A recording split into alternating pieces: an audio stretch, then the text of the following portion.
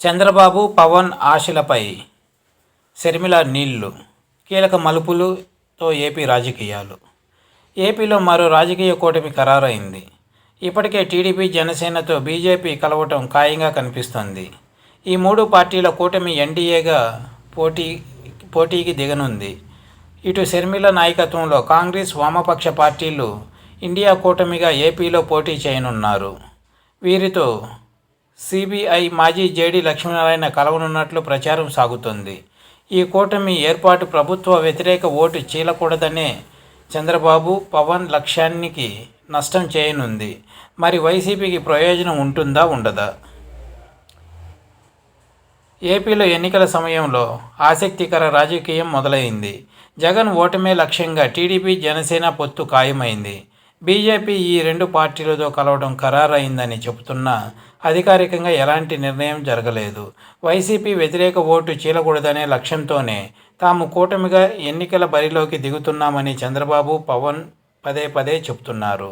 టీడీపీతో పొత్తు ఖాయం చేసుకోవాలని భావించిన సిపిఐ, సిపిఎం పార్టీలు ఇప్పుడు చంద్రబాబు, బీజేపీతో పొత్తుకు ఆసక్తి చూపడంతో కాంగ్రెస్తో కలవాలని నిర్ణయించారు.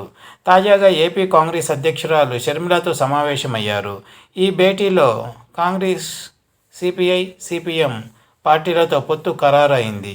కూటమిగా ఎన్నికల్లో పోటీ చేయాలని నిర్ణయించారు.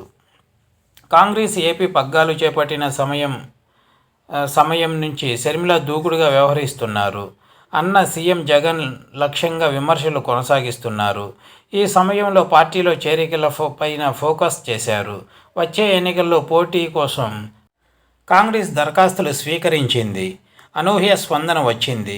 ఇదే సమయంలో బీజేపీతో ప్రత్యక్షంగా, పరోక్షంగా కలిసి ఉన్న పార్టీలకు వ్యతిరేకంగా కూటమి కట్టాలని నిర్ణయించారు.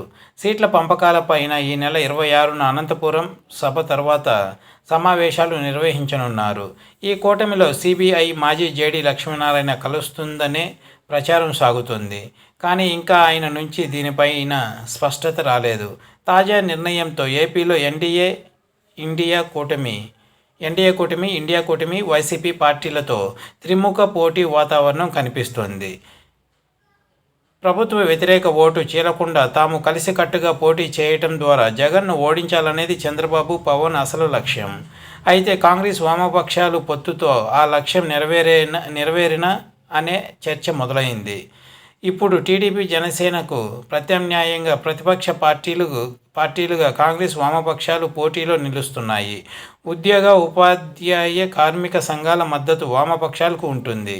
కొద్ది నెలల క్రితం ఏపీలో జరిగిన గ్రాడ్యుయేట్స్ ఎమ్మెల్సీ నియోజకవర్గాలలో టీడీపీ నాడు వామపక్షాలతో పొత్తుతో 3 సీట్లు గెలిచింది. ఇప్పుడు కాంగ్రెస్ ఓట్ బ్యాంక్ కొంతమేర పెరుగుతుందనే వాదన ఉంది.